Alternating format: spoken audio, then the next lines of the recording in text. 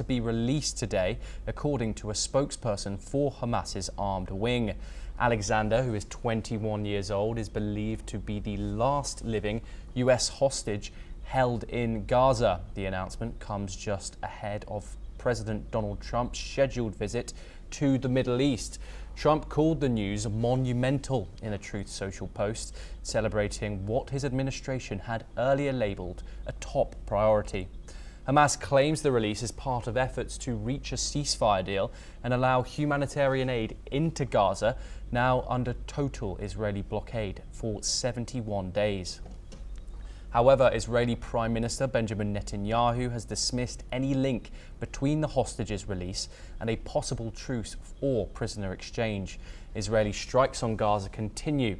The Gazan Health Ministry has stated that at least 17 people have been reported dead in a strike on a school shelter overnight, as negotiations over remaining hostages continue under fire. We're now joined by Peter Baum, foreign editor of the Weekly Blitz, located in Israel. Thank you very much for joining us, Peter. I want to get your thoughts on the release of this American hostage. Obviously, since Israel has resumed its offensive and expanded it since on the Gaza Strip, we have had no release of hostages. But this here is the first one. Israel has freed several hundred Palestinian prisoners during these past swaps. Why rule that out when so many still are left in custody? Yes, that's a very interesting question. May I just say that I'm currently located in the UK and Apologies, not in Peter. Israel. Thank you for the question. It's clear from any perspective that this Gaza war could have been ended 18 months ago had all the hostages been released. Of that there is no doubt. This drip feed of releasing one more hostage only serves the Hamas public relations exercise of prolonging the war. And I have no doubt when the hostage, the American-Israeli hostage is released, he will be well fed and looking well, as part of the Hamas propaganda program. I think the Israeli government and the Israeli society have got to the stage now where nothing less than the total destruction of Hamas, both militarily and politically, is their sole objective. And Israeli society is divided on this, as we can see. It was very interesting listening to your previous guest talking about the India-Pakistan issue. Whilst Israel has been greatly successful militarily, and I'll come on to that in a second, it has lost the public relations war.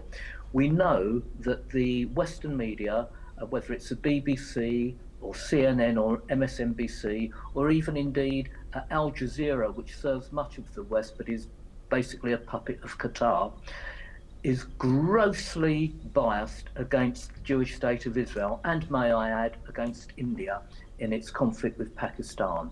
So the PR war has been lost. But let's just revert back militarily and again to answer your question on the hostages. The big loser in all of this has been Iran, I would suggest. Pre-October 7th, Iran's proxies in Hezbollah, the Houthis and Hamas were firing rockets into, not the Houthis, but certainly Hezbollah and Hamas were firing rockets into Israel virtually on a daily basis. And Israel was responding with a kind of a slap on the wrist. October the 7th happened and Israel went in very, very strong. And coming to where we are today, Hezbollah has been decimated as a military force. Hamas as a military force, I would suggest, has been decimated. And because of the Houthis' involvement, we've seen the United States, the United Kingdom, and Israel, I may add, all bombing the Houthi positions to a level where their airports are inoperative. So I think the end game here is to virtually dilute the power that Iran once had 18 months ago, which has now been decimated. Now, going back to the hostages, Peter, I was going to say, if we could divert the conversation back into the situation with the hostages. Obviously, even domestically in Israel, there's mass protests on a regular basis against the Netanyahu government and how they're handling the situation. Obviously, this is the first hostage we have seen released after the resumed offensive. Why does it seem that Israel isn't willing to give anything back to Hamas for releasing these hostages? After all, these hostages is Hamas's only bargaining chip at the moment. This is my reading from the sources I have within Israel. Israel's society. And Peter, do forgive me, but if you could tip your computer screen to get your full face in frame, that would be brilliant. Israel's society has always been divided, and it seems now it's become when they were united after October the 7th. This division is rearing its head again because much of Israeli society is very anti the Netanyahu government, which, let's face it, only is ruling with a very, very slim majority. It's being propped up by let's say, the more extreme elements of the right wing of Israeli society and the ultra-Orthodox elements in Israeli society. The opposition has, let's say, on the left, which was united behind the Netanyahu government immediately after October the 7th, is now saying, look, his handling of the war has got us, the hostages have not been released, which was the ultimate aim. In public relations terms, Israelis and Jews worldwide are having a terrible time. Anti-Semitism is rearing its ugly head, and the blame of this division within Israeli society is being put squarely on Netanyahu and his government. And it seems that the division now suggests get the hostages out, end the war, stop the bombing of Gaza. The opposition to Netanyahu is having none of the previous support that it once had.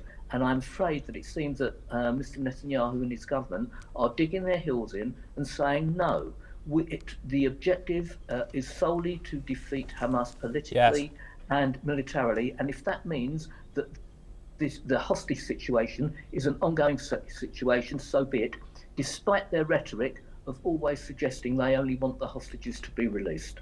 Peter Baum, thank you very much.